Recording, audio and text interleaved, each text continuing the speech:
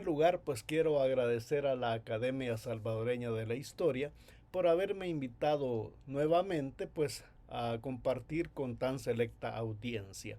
El día de hoy hablaremos sobre la cotidianidad eh, en los mesones de San Salvador durante el siglo XX.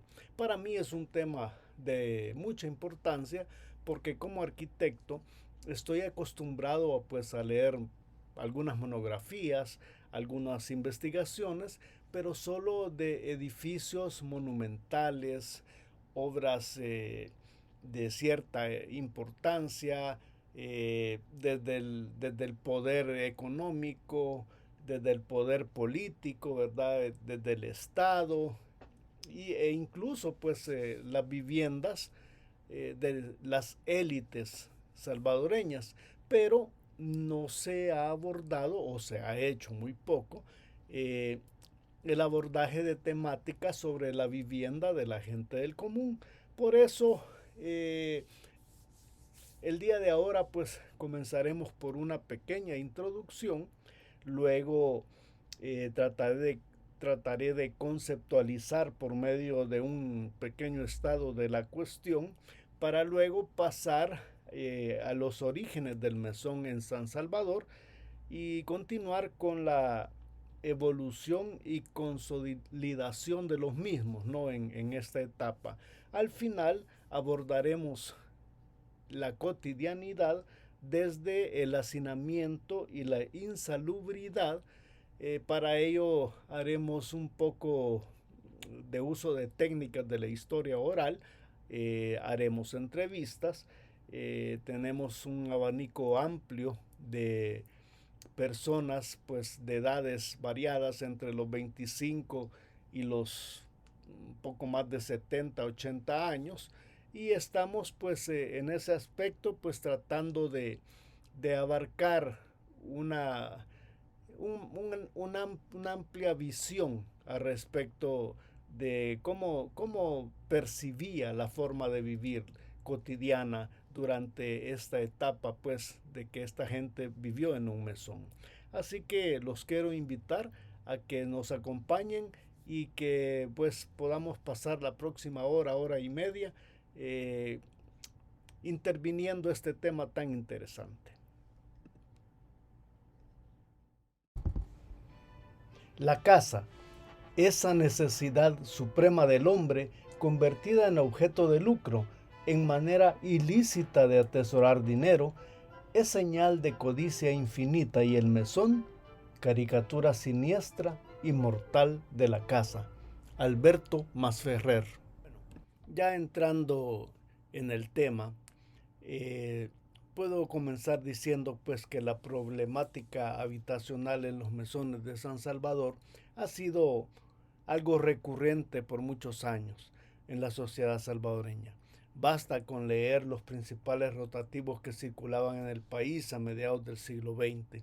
En ellos se hacía una constante referencia a los mesones que desde las primeras décadas consistían la vivienda de los obreros y de los sectores subalternos, es decir, de la gente del común.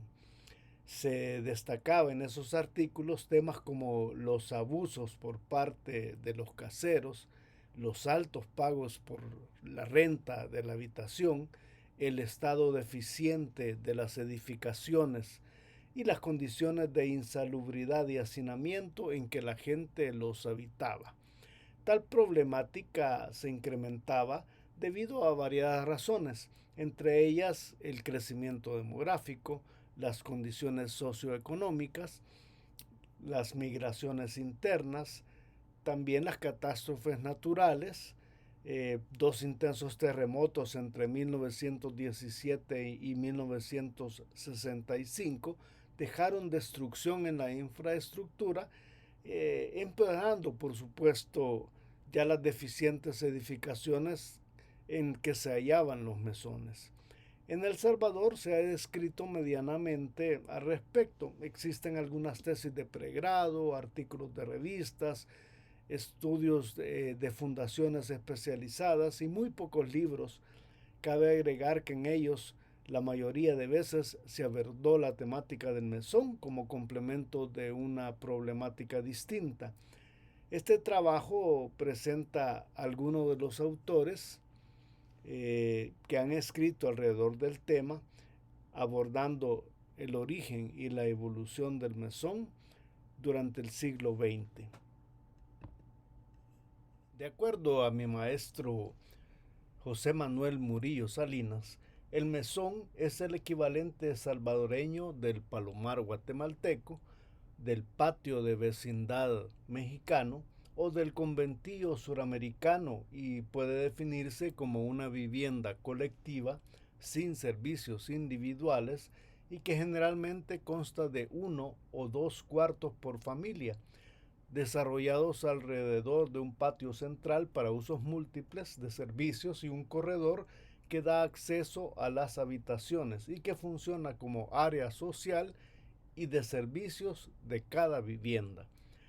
De una manera diferente, Ramón Rivas no conceptualiza al mesón salvadoreño, sino que lo describe diciendo que es una especie de hospedaje público, pero que es relativamente estable, grande o mediano, con su entrada principal, algunos con pieza a orilla de calles, en donde la gente pobre, pues que carecía de vivienda propia, habitaba los pequeños cuartos situados al interior. Al centro detalla la existencia de un patio, de corredores y de servicios de uso colectivo. Es plausible agregar que en El Salvador existe un concepto de mesón establecido por un decreto ejecutivo, el número 188, fechado el 23 de junio de 1961 y que se publicó en el Diario Oficial, donde se encuentra la interpretación auténtica de la palabra mesón, dado que en las prácticas habían surgido muchas dudas y dificultades para definirla y calificarla, provocando contradictorias interpretaciones por parte de los tribunales encargados de aplicar la ley. Se hizo necesario dictar una interpretación auténtica y un concepto legal de dicha palabra.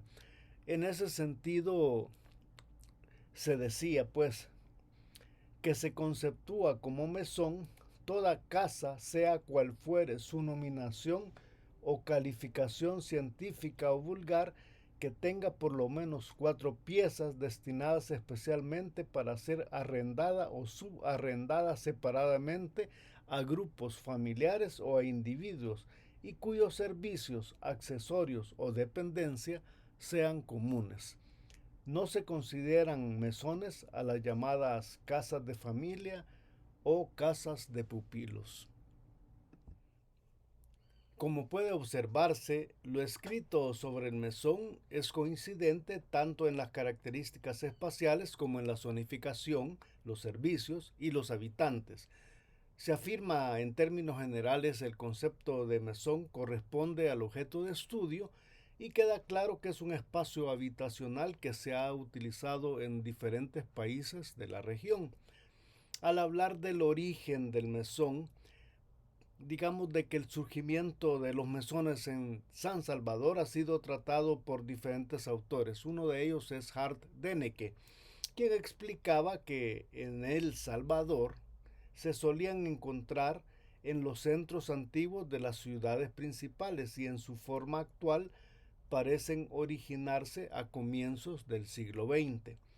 De igual manera, Murcia de López y Castillo afirmaba que el surgimiento de los mesones en El Salvador estaba relacionado con el proceso de desarrollo urbano a principios del siglo XX, y en la ciudad de San Salvador estaba relacionado al crecimiento de los artesanos y de las clases trabajadoras. Ellos agregaban que los mesones se expandieron tanto como San Salvador iba creciendo. Además, explican que las migraciones campo-ciudad coincidieron con el movimiento gradual de familias ricas del centro hacia los suburbios. Para ellos, esas casas eran de estilo colonial, por el concepto de patio central rodeado de cuartos, fueron rentadas a varias familias de bajos ingresos, quienes tomaban un cuarto y compartían servicios como duchas y sanitarios. En torno al mismo tema, Claudia López Mayer expresaba que el mesón fue un producto urbano que surgió como una estructura establecida en las zonas de ciudad que fueron perdiendo su valor residencial. Estas se iban deteriorando y las antiguas residencias se convertían en mesones. Para ella, los mesones se ubican como un cinturón de vivienda de alta densidad rodeando los centros de mayor movilidad comercial de la ciudad, y por encima de otros tipos de vivienda popular, este gozaba de una gran ventaja: su ubicación cerca de los centros de trabajo y la oportunidad que eso significa para la población de captar mayores ingresos, además de la economía en los gastos de transporte. Sonia Baires y Mario Lungo ubicaban el surgimiento del mesón en San Salvador en el umbral del siglo XX. Ellos explicaban que el país contaba con una economía capitalista consolidada que se apoyaba fundamentalmente en el cultivo y exportación del café. Una sociedad con una definida estructura de clases y un Estado nacional ya conformado. Exponían que en lo sucesivo, aún hasta en el tiempo en que escribieron su artículo, la acumulación de capital descansaría en la exportación y en la extracción de plusvalía absoluta.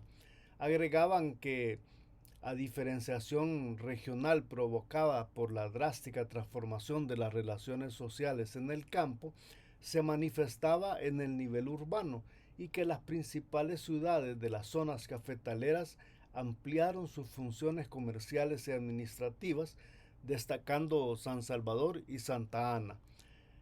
Transformaron profundamente su estructura interna y que dentro de ella surgiría un nuevo tipo de unidad habitacional, los mesones. Se hace necesario comentar lo afirmado por Murcia y Castillo, ya que puede cuestionarse cuanto que el proceso de migraciones internas está mayormente ligado al periodo de modernización e industrialización de la década de 1950. Si bien es innegable que para principios del siglo hubo, ellos no sostienen con rigurosidad que ésta haya influido significativamente en la proliferación de mesones. Hablando y deteniéndonos un poco en la temática de las migraciones internas, eh, este fenómeno tuvo mayor influencia a mediados del siglo XX, pues, y se puede explicar alrededor de los planteamientos de Knut Walter sobre el aumento de presión sobre la tierra en la medida que los cultivos de algodón y caña de azúcar desplazaban a los cultivos de subsistencia de los pequeños agricultores. Las familias rurales no tenían acceso a la tierra para cultivar bajo cualquier modalidad y su único ingreso era la venta de su fuerza de trabajo. Las opciones para la población rural marginada no eran ni muchas ni atractivas. Una de ellas fue trasladarse a un centro urbano para buscar trabajo en el sector informal, como jardineros, empleados o empleadas domésticas, trabajadores de la construcción y con suerte empleado u obrero de alguna fábrica. En torno a la misma temática, Héctor Lindo Fuentes afirmaba que a partir de la década de los 50, El Salvador comenzó a importar una proporción cada vez mayor de sus alimentos, al grado que el país tuvo que depender de la importación de alimentos entre 1950 y 1960. El número de campesinos sin tierra, cuya única posesión pues era su fuerza de trabajo, creció rápidamente. Para encontrar trabajo, uno o varios miembros de la familia tenían que moverse de una parte del país a otra para aprovechar las oportunidades de trabajo en las cosechas de café, algodón o caña de azúcar. De igual manera, Baires y Lungo afirmaban que las profundas transformaciones de la estructura socioeconómica surgidas por la formación social salvadoreña entre 1880 y 1930, además de la diferenciación regional que éstas provocaron, se dieron sin que ocurriera un desplazamiento geográfico sensible de la población y sin su concentración excesiva en los núcleos urbanos existentes. Por todo lo anterior, puede concluirse que la migración interna no fue significativa en las primeras décadas del siglo XX. Esta no concentró mayor cantidad de gente en las ciudades y que tanto Lindo con el tema de las migraciones estacionarias como Knut Walter con el tema de la búsqueda del trabajo informal explicaron adecuadamente el fenómeno migracional a partir de la década de 1950. El aumento de personas que migraban hacia la capital consecuentemente aumentaba la demanda de vivienda barata para el caso de los mesones, ¿no? Pese a que los autores citados ya han escrito respecto al origen del mesón salvadoreño, existe alguien que lo contrasta y es el caso de José Cal. José Cal pues comenta que el cronista norteamericano George Washington Montgomery evidenciaba la existencia de los mesones en su libro Journey to Guatemala in Central America in 1838. Cal expresa que Montgomery, al buscar un hotel que pudiese quedarse al llegar a San Salvador, fue y pregunta en una de las tiendas cercanas dónde podía encontrar uno. El dependiente, encogiéndose de hombros, le dijo que cerca solo había un mesón donde alojarse. Montgomery en su relato describía este lugar como húmedo, con el piso de barro, una habitación sombría, y al ver que el mesón era el hospedaje habitual de arrieros y sus bestias, decidió hacer uso de sus cartas de recomendación para quedarse en la casa de un ciudadano francés.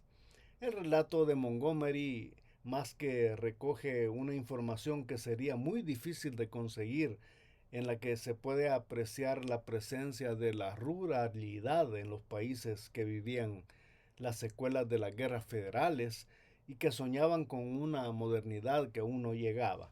Según Cal, los mesones forman parte de la experiencia histórica de los países hispanoamericanos y tienen otras expresiones eh, diversas en varias regiones del mundo, ¿no? Manifestándose como un espacio de conformación de modos de vida de distintas sociedades, permitiendo al investigador comprender transversalmente la realidad social. El tiempo y el espacio de vida de las sociedades es fundamental para advertir sus transformaciones económicas, sociales y culturales. Tal parece que durante algún tiempo, a principios del siglo XX, el negocio de alquilar habitaciones en la capital era bastante rentable. Y es que ante la poca o nada acción del Estado para solventar la demanda de casas baratas, la iniciativa particular era más eficaz. Según Baires y Lungo, en el Diario del Pueblo en 1929, se escribía un artículo en donde se expresaba que ser dueño de una casa de alquiler para gente de la clase trabajadora era una de las mejores inversiones que poseer fincas y haciendas, especialmente porque estas últimas requerían de una inversión y esfuerzo considerable antes de dar cualquier ganancia, ¿no? Se estaba poniendo en la balanza invertir en fincas de café o en negocios vinculados a los bienes y raíces. Agregaban que esto tenía como consecuencia que las condiciones de vida de los trabajadores urbanos fueran deplorables, ya que las rentas eran elevadas y estaban fuera de su alcance. Al problema de vivienda se le agregaban la inflación, la mora en los pagos de salarios y la inexistencia de una legislación que regulara los precios de alquiler. Estos autores hacen un enfoque a partir de la acumulación de capital. Y con su investigación plantea que ante el grave problema de la vivienda en la ciudad, por un lado, y la estructura económica de clases que concentra grandes riquezas en pocas manos, por el otro, es casi seguro, faltaría probarlo con datos, que el surgimiento del mesón responde perfectamente como mecanismo que facilita la concentración de la fuerza de trabajo en la ciudad y asegura la disminución de su costo de producción. En otras palabras, ven la evolución de los mesones como una respuesta a las tácticas empleadas por los propietarios de los medios de producción. Se podría afirmar que la evolución de los mesones en la capital estuvo ligada a que la demanda de vivienda y casas baratas aumentó después del terremoto de 1917 y se incrementó considerablemente hacia la época de la Revolución de 1948 y el año 1965, que fue este último el año en que ocurrió otro sismo de gran magnitud. Muchos autores sostienen que la demanda se incrementó por el factor demográfico, pero no era el único. Los aspectos socioeconómicos como el desarrollo socioindustrial, la agricultura pensada en la exportación, provocaron en buena medida el fenómeno de las migraciones internas hacia las ciudades y en especial hacia San Salvador. Además, ante la ineficiente respuesta que el Estado daba para proveer casas baratas, la iniciativa privada tomó cartas en el asunto y una de sus ofertas fue por medio del mesón. Basta con observar la producción de vivienda anterior a 1950. Aquino Barahona detalla que entre 1935 y 1942 la Junta Nacional de Defensa Social construyó 215 casas. Entre 1943 y 1945, Mejoramiento Social S.A. edificó 63. Entre el 45 y el 49, Mejoramiento Social hizo 267 casas. Son apenas 545 casas en 14 años. Sin embargo, durante 1950 y 1961, la respuesta del Estado fue contundente por medio del Instituto de Vivienda Urbana. Se construyeron alrededor de 5.400 casas. Es importante mencionar que el IVU, en un primer momento, orientó su oferta hacia las clases medias, partiendo de familias cuyo ingreso era mayor a los 120 colones mensuales, cuando en realidad, según Goitia, los salarios promedios anuales de un obrero rondaban, digamos, unos 54.25 colones al mes, algo así como 651 colones al año. Esta disparidad entre la oferta del Estado y la demanda real de los obreros y sectores subalternos hizo del mesón una opción práctica, si no es que la única. Para finalizar esta primera etapa de la ponencia del día de hoy, es laudable mencionar que uno de los trabajos más completos encontrados que abordan de una manera académica envidiable el tema del mesón ha sido el realizado por Aida Herrera Morán e Ignacio Martín Baró. En este trabajo realizan un profundo análisis que está basado en 3 estudios previos y pertinentes: el de Torres Rivas, el de un equipo de profesores de la Universidad Centroamericana José Simeón Cañas y el estudio publicado por Fundasal en 1976. De acuerdo a ellos, Torres Rivas examina cómo el mesón, en cuanto a estructura material y social, condiciona al tipo de familia que lo habita. Por consiguiente, los procesos de socialización de los individuos, plantando la tesis de que el mesón es un subsistema cultural peculiar que afecta decididamente la configuración y vida familiar de sus habitantes y que además es un sitio de tránsito. La investigación de los profesores de la UCA examinó la evolución de los participantes en los proyectos de Fundasal, y el estudio publicado por la misma institución es muy rico en datos estadísticos sobre las condiciones del mesón y sus habitantes. Para recapitular un poco lo hablado hasta este momento, podemos decir de que el origen de los mesones en San Salvador se puede evidenciar a partir del inicio del siglo XX con el incipiente aparecimiento de las clases artesanas y obreras y el paralelo movimiento de las élites hacia los suburbios, habilitando sus antiguas residencias pues para una nueva oportunidad de negocio como lo era el alquiler de casas, ¿verdad? De habitaciones. Cualquier otra tesis al respecto deberá sustentarse pues con fuentes documentales. Pese a que algunos autores sostienen que a partir de 1917 el crecimiento demográfico y las migraciones internas fueron causa del aumento de la demanda de viviendas baratas, el fenómeno migracional puede observarse con mayor influencia hasta finales de la década de 1940 y el posterior periodo de industrialización dirigida por el Estado, ¿no? Es la evolución y la consolidación del mesón salvadoreño debe entenderse como una combinación de factores. ¿Cuáles son estos factores? Para su servidor, el crecimiento demográfico, las migraciones internas, la situación sociopolítica económica del periodo y las acciones del Estado contrastadas con las de la iniciativa privada respecto a suplir de vivienda barata.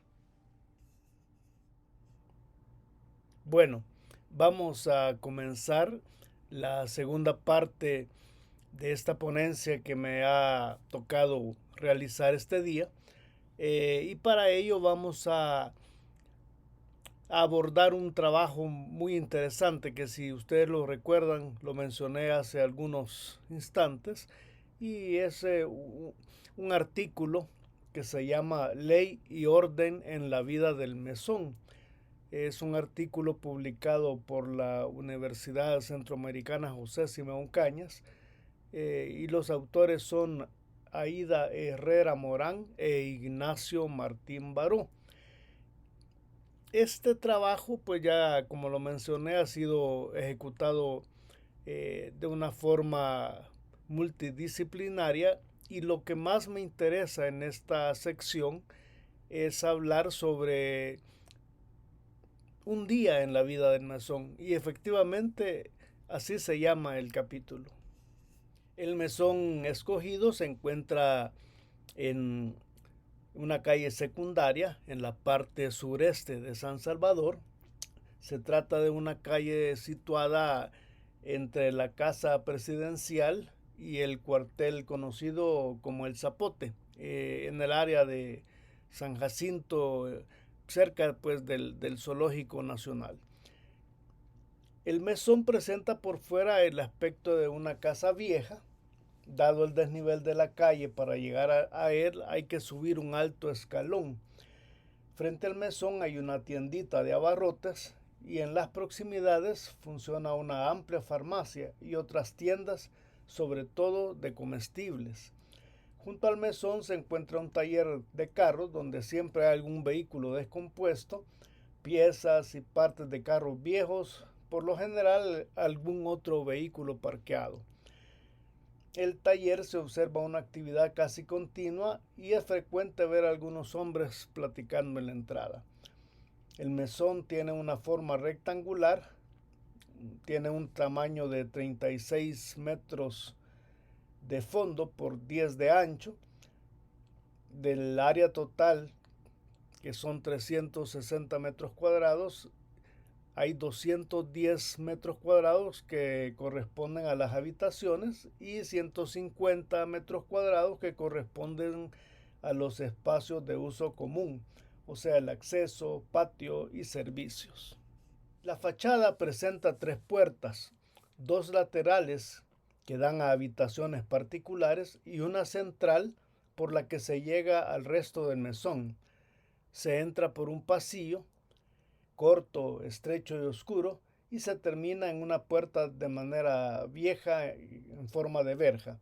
Al abrirse, la puerta pues produce un fuerte chirrido, lo que sirve como aviso a cualquier persona que se encuentre en la cercanía de que alguien está entrando al mesón.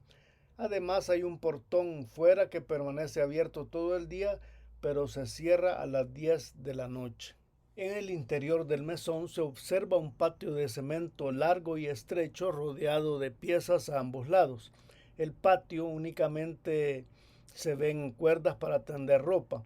La estrechez del patio pues no permite mucha interacción, ya que al permanecer en él implica estorbar el paso a otra persona. Llama la atención que no haya plantas o macetas con flores en todo el edificio. Tampoco animales de ningún tipo, aunque se pudo comprobar que en el mesón por lo menos se vio 3 gatos, una gallina y hasta dicen que en una habitación se crían ratas para vender en el mercado. Las habitaciones son de bajareque, menos 2 piezas que son de mixto, o sea, ladrillo y cemento. En general, el estado de la construcción es bastante aceptable y la impresión que tiene el visitante es de orden y limpieza dentro de una gran estrechez. Como puede verse en el plano que se está viendo en estos momentos, es un mesón bastante estrecho que al frente tiene 2 habitaciones que tienen acceso directo a la calle, ¿verdad? Se entra por un pasillo estrecho en medio de las 2 habitaciones. Una de las habitaciones pertenece a la mesonera, ¿no? Donde hay en su local o habitación hay una refrigeradora y una televisión. Y en la pieza número 20, que es la pieza de las más grandes, también se señala que existe un tocadisco. Las demás habitaciones son más o menos de la misma dimensión, 3 por 3 metros, o sea, 9 metros cuadrados. Y de estas pues solo tienen ventilación hacia el centro del pasillo y el acceso es hacia el mismo patio central del centro del pasillo, ¿no? Es un mesón que tiene 20 habitaciones alquiladas, según se pudo ver. Tiene una sección común de baños en los que se señalan 2 inodoros, 2 regaderas y un área como para lavar trapeadores o enseres. Tiene también una habitación que sirve pues para trabajos de carpintería que la alquila un carpintero, ¿no? Ese pues es más o menos las características físicas del mesón en cuestión. Para observar digamos la planta tipo del mesón, vamos a ver ahora un esquema en que se nos muestra que la dimensión del mesón pues más o menos anda por los 3 por 3 metros. En una habitación de bajareque cabe agregar que solo 2 piezas son de ladrillo y cemento, ¿no? Esta planta tipo del mesón, como podemos observar, tiene mesas y sillas en su número 1, ¿verdad? En el número 2 podemos observar una cama. En el número 3, pues ropa colgada, ¿verdad? En el número 4 hay guacales y en el número 5 una batea. Luego en el número 6, inmediatamente al entrar a la casa hay un barril. En el número 7 vemos un tambo de gas junto al número 8 que es la cocina. Y luego el número 9 pues un área como acopio de valijas, ¿verdad? Esas son como características generales del mesón que estamos observando. La vida comienza muy temprano en el mesón. Hacia las 3:30 de la madrugada, paulatinamente el patio se comienza a llenar de voces y pasos. Paulino, el inquilino de la pieza 6, y Oscar de la pieza 8, ambos motoristas, se disponen a iniciar la jornada y comentan sobre su trabajo, ¿no? Hacia las 4:30 se empiezan a oír algunos aparatos de radio encendidos, movimientos en los servicios, comentarios sobre el clima. Apenas empieza a amanecer, ¿no? A las 5:30 de la mañana ya hay cola para entrar al baño.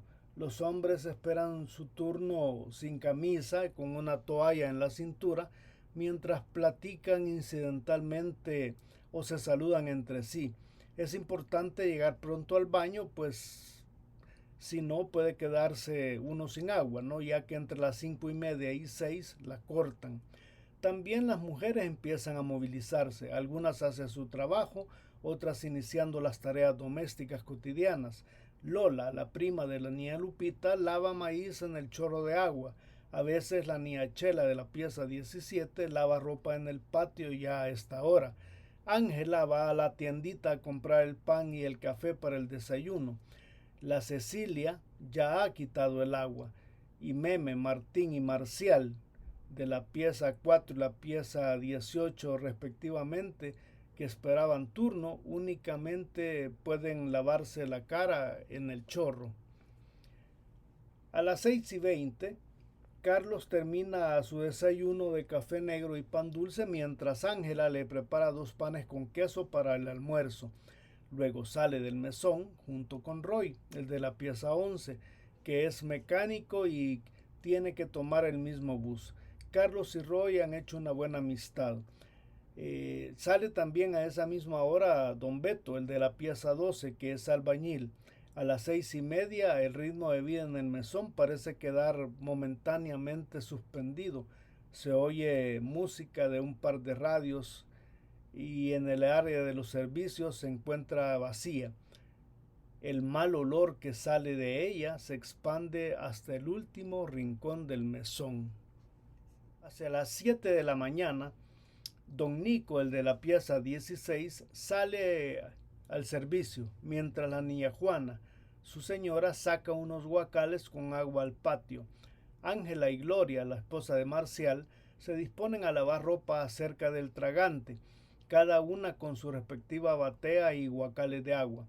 Don Nico, parado delante de su pieza, comenta las noticias del diario de hoy. Don Nico tiene como 60 años y es de oficio carpintero, ¿no? Se dedica las mañanas a trabajar de carpintero, pues en su misma pieza. Por la tarde se pone saco y corbata, ya que trabaja en la Biblioteca Nacional. Don Nico es un hombre respetado en el mesón.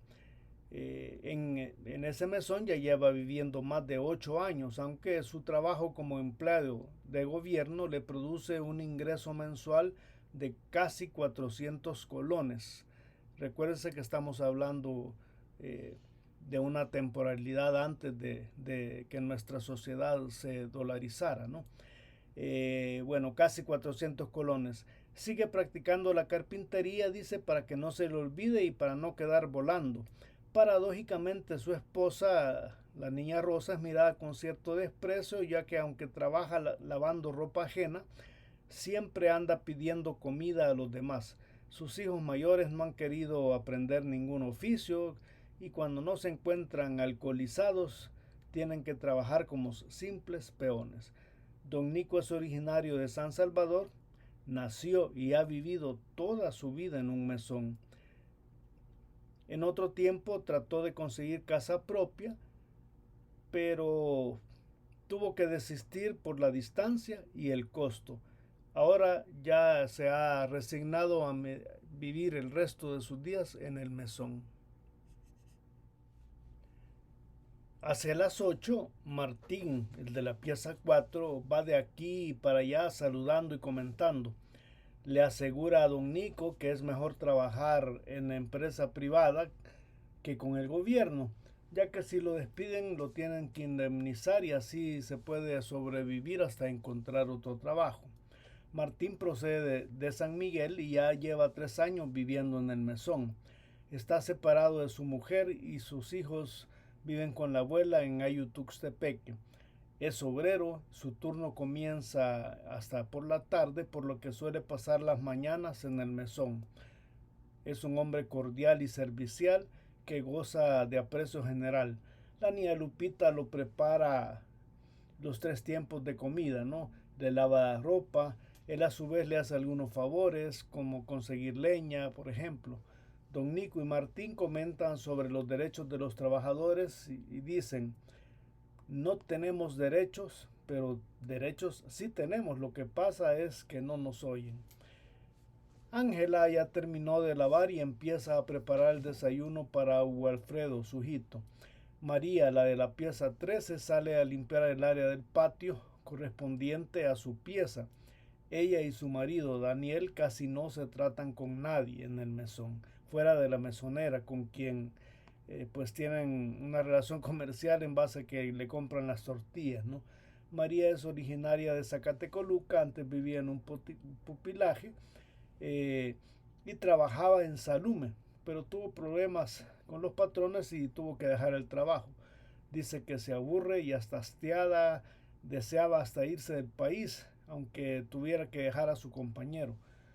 Lola ya encendió el fuego para cocer maíz en la cocina mientras María empieza a colgar ropa en las 2 pitas que le está permitido tener en el patio, tratando de eludir la conversación con otros vecinos. Son las 9:30 de la mañana.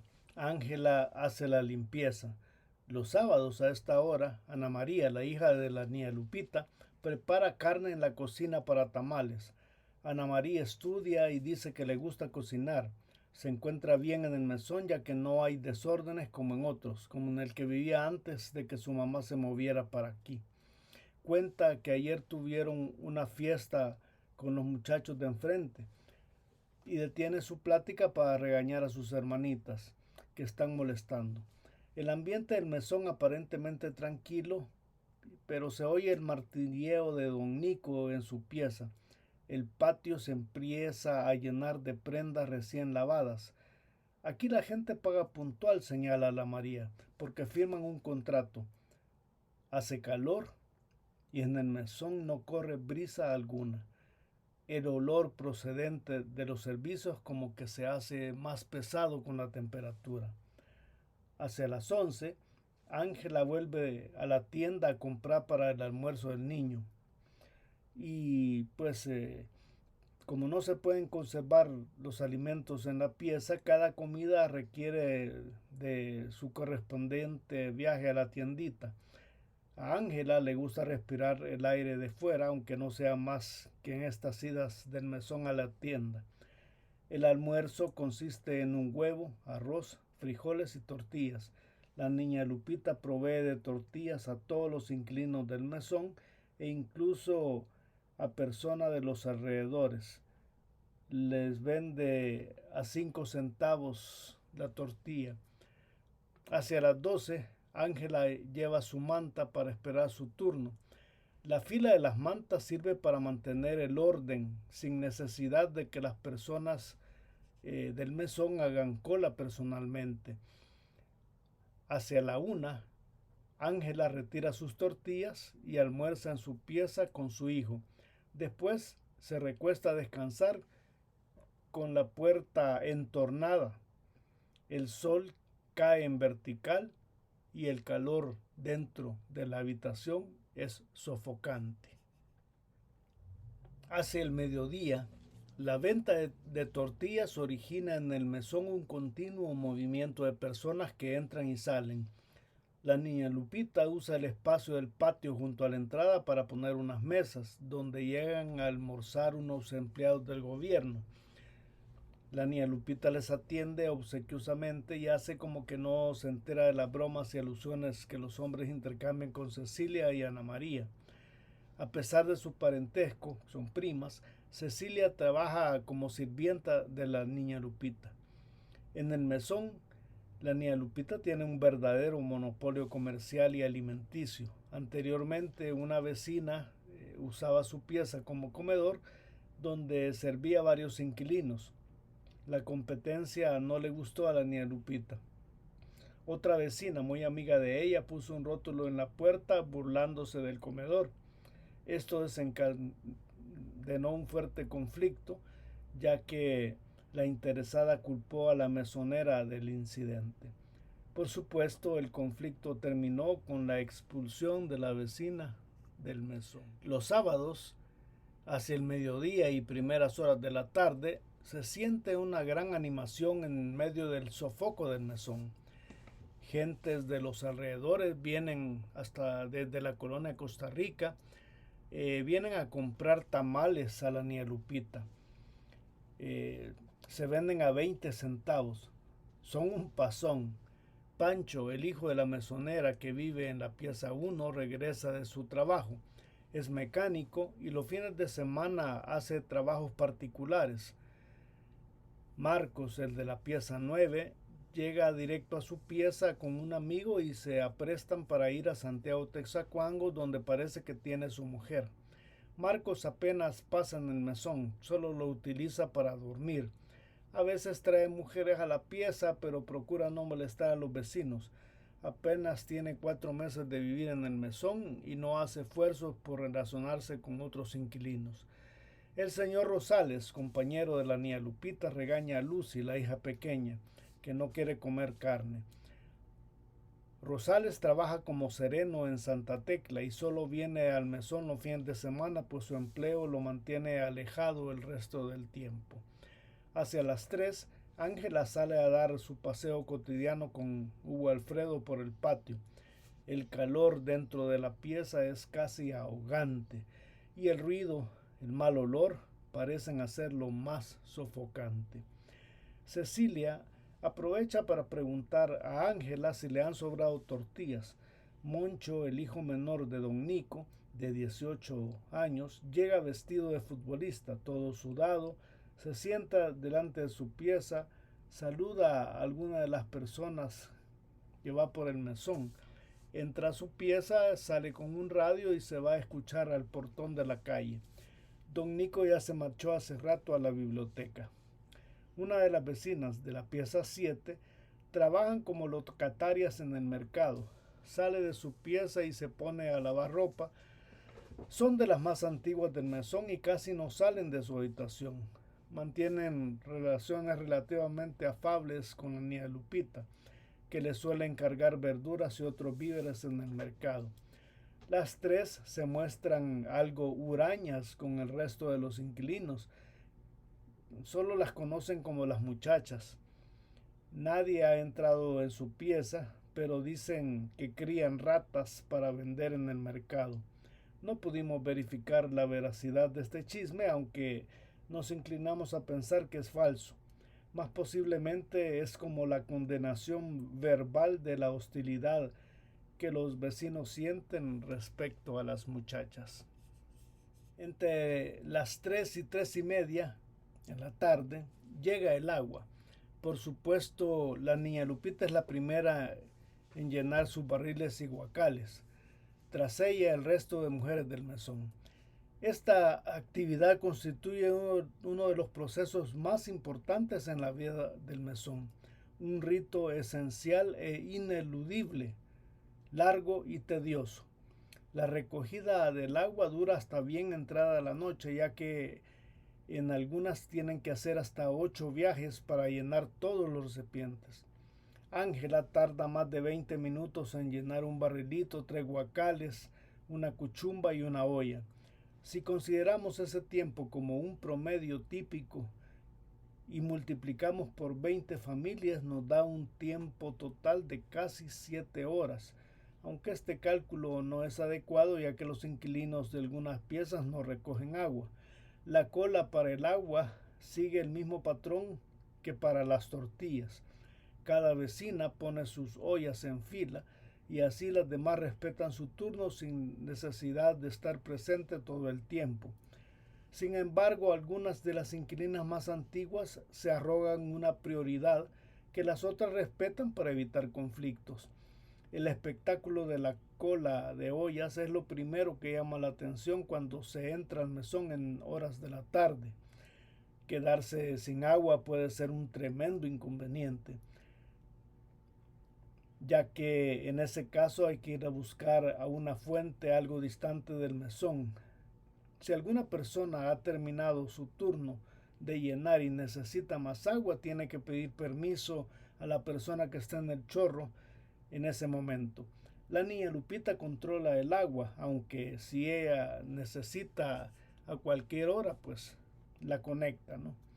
A partir de las 4 empiezan a regresar los hombres al mesón.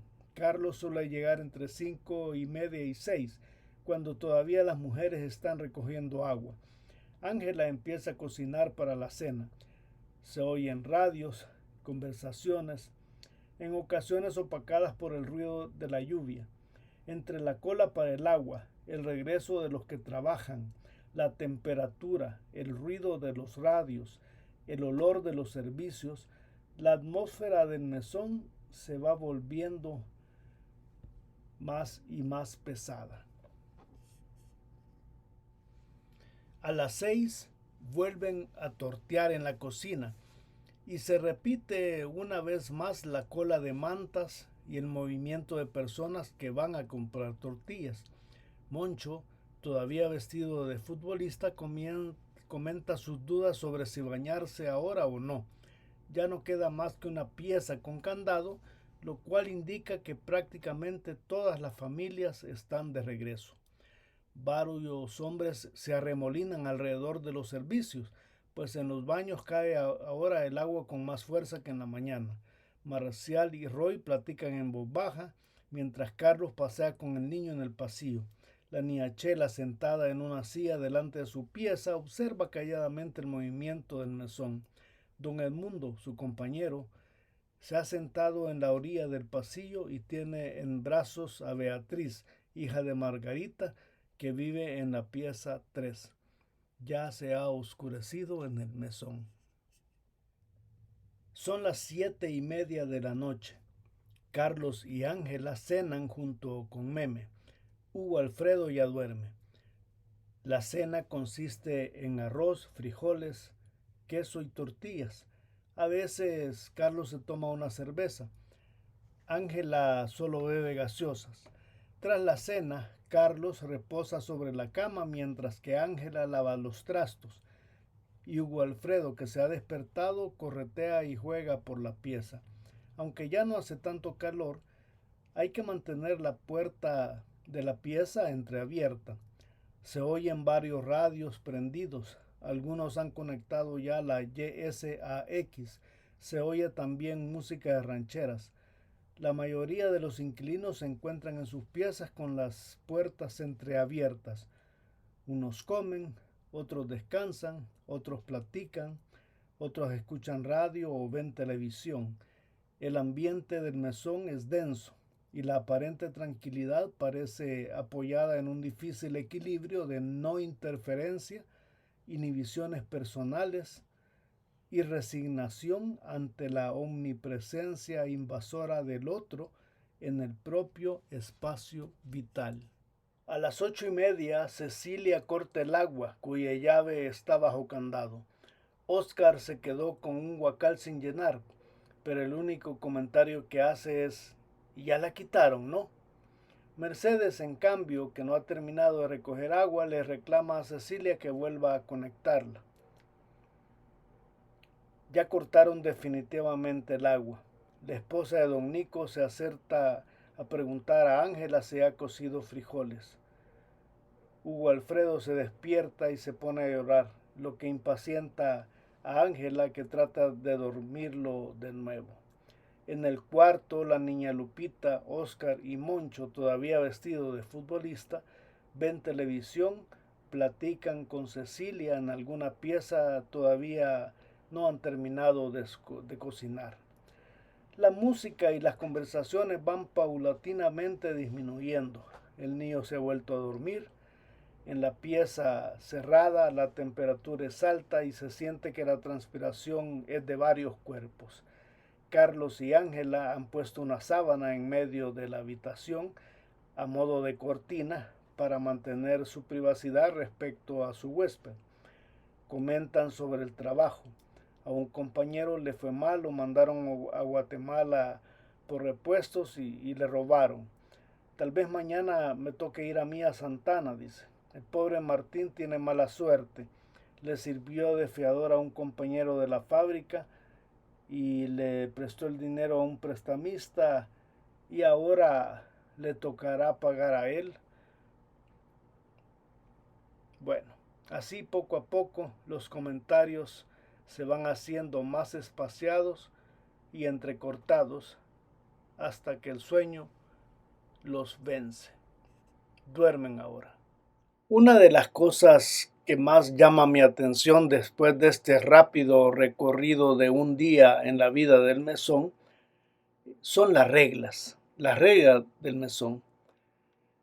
El enfoque de sistemas considera que uno de los conceptos esenciales para describir una estructura social es el de norma. Una norma se puede definir como una regularidad de la conducta aprendida e implica una especificación de la conducta, de la situación en la que es requerida y de las personas a quienes se aplica. En las normas del mesón se puede observar que hay normas formales e informales. De las normas formales podemos hablar, por ejemplo, la principal, la norma del arrendamiento. Antes de arrendar a alguien una pieza, la mesonera se asegura de que el solicitante no tenga niños y de preferencia procura que se trate de un hombre solo. También se puede decir que hay normas sobre limpieza e higiene. Los inquilinos deben barrer y mantener limpia el área del patio que queda frente a su respectiva pieza. No se puede arrojar agua en el patio ni en los servicios, sino que hay que hacerlo en el desagüe que se encuentra en la parte delantera del patio, ¿no? Otra norma es sobre el uso de luz y agua. Y aunque la mesonera controla el interruptor de la luz eléctrica, que solo conecta desde las 6 de la tarde a las 6 de la mañana, es la hora en que lo quita, ¿no? Exige a los inquilinos que al salir de las piezas, por poco tiempo que sea, apaguen el foco, ¿no? Eso también está una última norma, la norma sobre el acceso al mesón. El portón del mesón se cierra a las 10 de la noche y si alguna persona no ha llegado a esa hora, se queda fuera. Por otro lado, las normas informales se puede mencionar que existen normas sobre la jerarquía social. Es indudable que la mesonera y su familia representan la autoridad máxima en el mesón. Sin embargo, preferimos considerar aparte su papel dentro de la comunidad. Otras son las normas de interacción, quizás las más sutiles, pero muy importantes. Afectan más a las mujeres, aunque también a los hombres, sobre todo en la medida en la que permanezcan en el mesón durante el día. Más obvia es la que controla la conversación entre vecinos. Se trata de visitarse unos a otros lo menos posible para evitar las murmuraciones o el calificativo de chambroso, ¿no? También existe una norma de sumisión a la mesonera. La autoridad de la niña Lupita no solo proviene del papel de administradora del mesón, sino también de una serie de normas más o menos implícitas que requieren formas muy sutiles de sumisión por parte de los inquilinos, ¿no?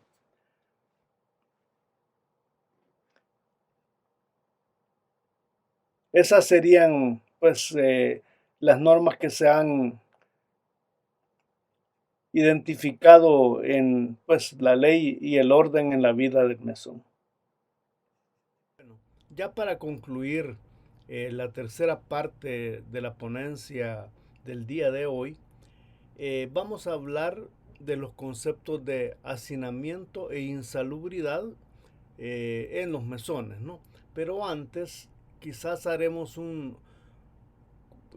una leve mención de cómo la gente llegaba a vivir a los mesones, cómo era esa experiencia, ¿no? Y para tal motivo, vamos a citar un personaje de este libro del licenciado Ramón Rivas, un personaje no identificado que decía pues porque la oportunidad de vivir en la capital significaba mucho para las personas. Era una esperanza de mejores condiciones de vida sin dejar de ser una situación difícil, ¿no? Este entrevistado decía que en la capital era todo diferente. Las calles estaban iluminadas, habían rótulos por todos lados, había otras comidas. El problema de vivir en el campo era el abandono, ya que no habían hospitales, escuelas y todo lo demás uno lo encontraba en la ciudad. Y eso hacía que uno al llegar de la ciudad al cantón entusiasmara a familiares y amigos para que se fueran a vivir también a la capital. Para el caso particular de Antonia Aguirre, otra de nuestras entrevistadas, llegar a trabajar a San Salvador no fue por necesidad ni por obligación. El simple hecho de que el doctor José Santos Morales, un rico profesional de Talnique, se las pidiera a su mamá para que fueran a trabajar con ella, fue razón suficiente para mudarse a la capital. Antonia tenía apenas 15 años. Un buen día de 1947 se mudó a trabajar junto con sus hermanas, donde estuvo como empleada doméstica de la residencia del doctor Morales. La señora Antonia Aguirre pues se quedó en San Salvador, quiso hacer su vida ahí y fue por esa época en la que conoció a su primer marido, un carpintero que trabajaba en San Salvador, y se acompañó con él, ¿no? Se mudó a su pieza y ese sería el primer contacto de Antonia con el mesón. En este caso era el mesón Montenegro, en Santa Anita, al suroriente de la capital. El otro de nuestros entrevistados, el señor Oscar Vargas, también vivió en un mesón y él nos comenta que su primer contacto con este fue junto a su abuela, cuando apenas tenía 4 años de edad. Oscar Vargas fue el producto de una relación prohibida entre su madre y el hijo de su patrón. Y la última de nuestras personas entrevistadas, la señorita Reina Cortés Flores, hija de un mecánico automotriz y una ama de casa, recuerda que vivió en un mesón desde la edad de 4 años. Allí casi todos los inquilinos eran miembros de su familia. Su madre le cuenta que se mudaron porque en el mismo lugar vivían sus hermanas, su mamá y una tía. Como podemos darnos cuenta, la mayoría de nuestros entrevistados llegaron a vivir en un mesón apenas en su infancia o en su adolescencia. Ese es un factor común, por lo menos de la muestra la pequeñísima muestra que nosotros hemos tomado. Pero el aspecto de la insalubridad y del hacinamiento es algo de mayor importancia, la verdad. Como lo mencionamos en algún momento de esta ponencia, ya por allá por 1948, en los matutinos periódicos que circulaban en nuestra sociedad, ya señalaban que las familias de nuestros obreros, de nuestros trabajadores, vivían en asquerosas e inmundas habitaciones, así las describían, ¿no? En el mismo rotativo del diario de hoy, en el mismo mes, se publicaba que próximamente se procedería a la demolición de unos viejísimos mesones insalubres. Los calificativos de asqueroso, inmundo, insalubre estaban presentes en la descripción de los mesones. Una de las particularidades de la experiencia de vivir en ellos eran las condiciones de salubridad dentro de las piezas, dentro de los baños, en los lavaderos, en los patios y demás espacios. A ese respecto, Oscar Vargas nos decía lo siguiente. Mira, y con la basura, ¿no sentías? Parte de lo que yo estoy tratando de evaluar es qué tanta insalubridad había en esos lugares. Quizás la parte de la basura, yo creo que todo el mundo ya sabía que le correspondía su área, hacia el frente al patio, el corredor. Y la mesonera creo que tenía actividad de limpieza de los baños. La mesonera se encargaba de que los baños estuvieran limpios. Echaban manilla, criolina, le echaban a las fosas. Y de vez en cuando, te digo, yo vi gusanitos, unos gusanitos negros que salían por ahí, cucarachero, eso sí abundaba, el cucarachero, llegaban murciélagos. Antonia Aguirre, por otro lado, comentaba que la basura en su mesón la recogían y la tiraban en el río que pasaba cerca y que los baños no eran de lavar, sino de fosa. Ella recuerda que eran 12 piezas y que solo habían 3 inodoros, que eran de fosa, una ducha y una pila. Como no pasaba el tren de aseo, tiraban la basura en el arenal de Santa Anita. Para Reina Cortés, pese a que también en el mesón en que vivió los inodoros eran de fosa, los inquilinos tenían buenos hábitos de higiene. Para ella el problema principal era la basura, pues el tren de aseo no pasaba cerca ni a diario y parte de la basura se acumulaba en la zona siempre dentro del mesón, una zona parcialmente aislada, pero que la gente la ocupaba pues dentro del mesón. Y como era como un bordo, la gente iba a tirar la basura allí. Entonces empezó a tirar eso y el camión pasaba, pero solo se llevaba la que pasaba de la calle, la que pasaba de la línea de la calle, porque allí se llenaba. Entonces sí, en eso sí era problemas sobre la higiene porque había mucha basura. Siempre en el tema de los servicios sanitarios, Oscar Vargas nos comenta que en una ocasión hicieron mejoras de infraestructura y cambiaron los servicios. Oigamos qué nos tiene que decir a ese respecto. Un montón de gente en cuartitos sin ventana. Te voy a mencionar algo que se me escapa, hablando de las fosas. Ponían papel periódico ya partidito, prendido en un gancho, ¿sí? Con un papel, no recuerdo que la gente llevara papel higiénico. Y la gran papelero tirado, a veces porque se llenaba el tambo que ponían, lleno de caca y todo. Oh, serio, bueno, yo no me sentaba, te digo.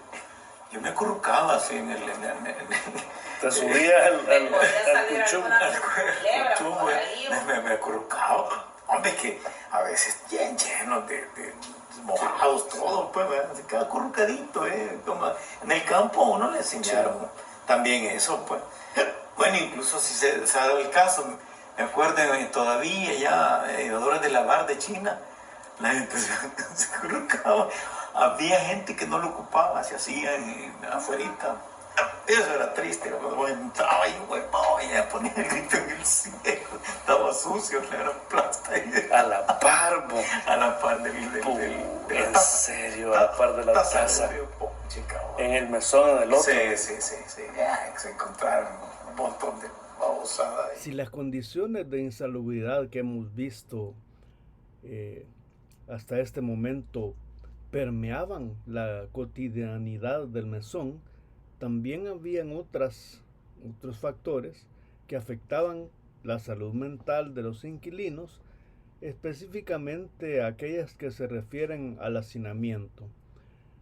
El hacinamiento trae consigo la ausencia de privacidad que podría manifestarse en diversos problemas de conducta, tanto en adultos como en niños. Puede afirmarse que tanto la salud física como la salud mental están en constante riesgo y tienden a deteriorarse de manera progresiva. En ese sentido, desde la psicología social, la proxémica analiza cómo el comportamiento en cuanto se refiere al espacio, es decir, en qué medida el factor espacial condiciona el comportamiento humano y cómo las personas utilizan el espacio para regular su interacción.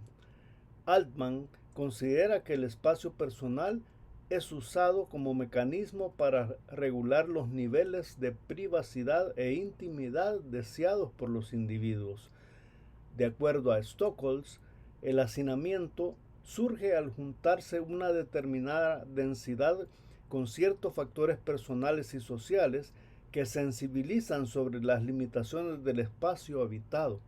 Por tal razón, el hacinamiento no solo debe de entenderse como la aglomeración de personas que habitan un pequeño espacio, sino también debe incorporarse los inconvenientes y roces entre vecinos que resultan de las presiones en cuanto al uso de los espacios comunes. En el caso de los mesones, las duchas, las pilas, los servicios sanitarios, etc.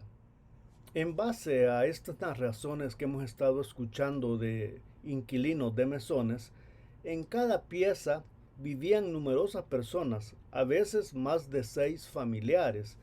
En algunos casos eran parejas de diferentes edades, pero también en repetidas ocasiones había gente viviendo sola. Por lo anterior, puede pensarse que el problema del hacinamiento no era generalizado.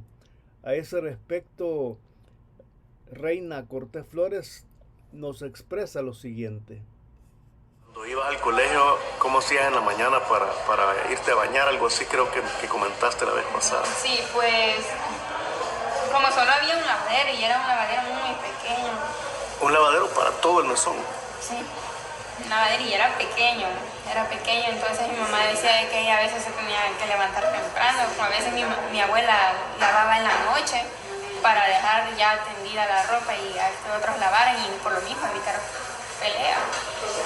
Mi mamá, como entrábamos como 15 a las 7 de colegio, entonces nos levantábamos como a las 5:30 y como mis primas todavía no estudiaban, solo era mi hermano y yo los que estudiaban. Entonces no había problema, nos bañaba temprano, igual en el lavadero porque no había baño.